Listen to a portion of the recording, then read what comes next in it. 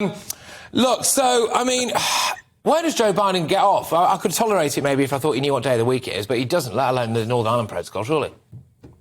I mean, the Americans, you've got to remember, the Americans have been integral to the whole Good Friday Agreement process from year dot. I mean, they Bill Clinton played a very significant role back in the late 1990s. President Bush, George Bush, again, sent envoys over throughout his time as president. So did Barack Obama, and even Donald Trump had a long-standing interest in Northern Ireland. Given, of course, he's a New Yorker and he's used to dealing with Irish Americans in New York, so kind of has an interest through that as well. And obviously, Joe Biden has Irish heritage and is very closely involved and has been as a senator for 30, 40 years. So these people have been involved for a very long time in the affairs of Northern Ireland. They played a big part in helping to act as a guarantor, effectively a kind of godfather or godmother to this process. They sort of step behind the parents, the Irish and British governments, but they're there to encourage and they're there to facilitate, and they're there also to help bring finance into Northern Ireland. There's a lot of investment that's come in over the last 25 years, which is down to the pull of the American and Irish American lobby.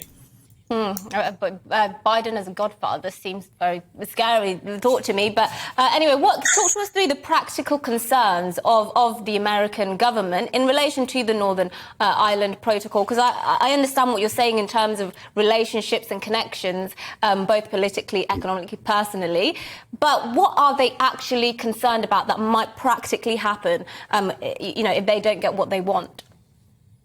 I think what they're mainly concerned about is making sure that the Good Friday Agreement settlement, so that's the agreement and then everything that's kind of come after it, all the fixes, all the patches that have taken place over the last 25 years to keep the show on the road, that's not undermined and derailed by this row about the Northern Ireland Protocol. I mean, the difficulty is, and the challenge really is, particularly for unionists, to clarify what you mean about either scrapping the protocol or reforming the protocol. Now, those are two very, very different concepts.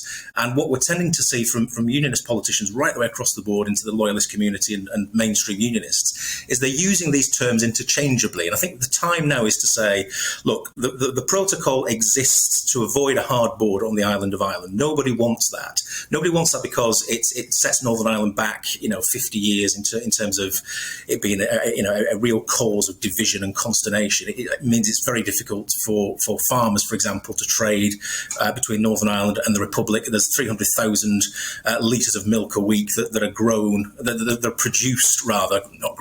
produced in Northern Ireland and are processed across the border in the Republic. So there's very good practical reasons why that border's got to be kept open, symbolically, but practically and economically. Now, if you scrap the protocol, you've got to have a hard border across 310 miles of farmland, road, through towns, through houses and all the rest of it. It's impossible to police. It's an absolute boon for smuggling. It means legitimate trade and commerce and business will be undermined. And as I say, it's a terrible symbolic rolling back for 30, 40 years. So it's really is a kind of, it's a zero-sum equation. You either have the protocol and no hard border, or you get rid of the protocol and you have a hard border. And I think the point now is, and I think what the Americans are saying very much, bringing some kind of US realpolitik to this, is to sort of say, let's get serious. The protocol is going to have to stay, but it can be reformed. There are elements of it that can be trimmed and tucked and all the rest of it. But that ain't going to happen while people are sort of shouting from the rooftops and being very bellicose about it. So I think that's their message, which is a pretty hard one, I think, for unionists to hear. But I think in the fullness of time, it will be seen to be probably wise counsel. Good stuff, Kevin.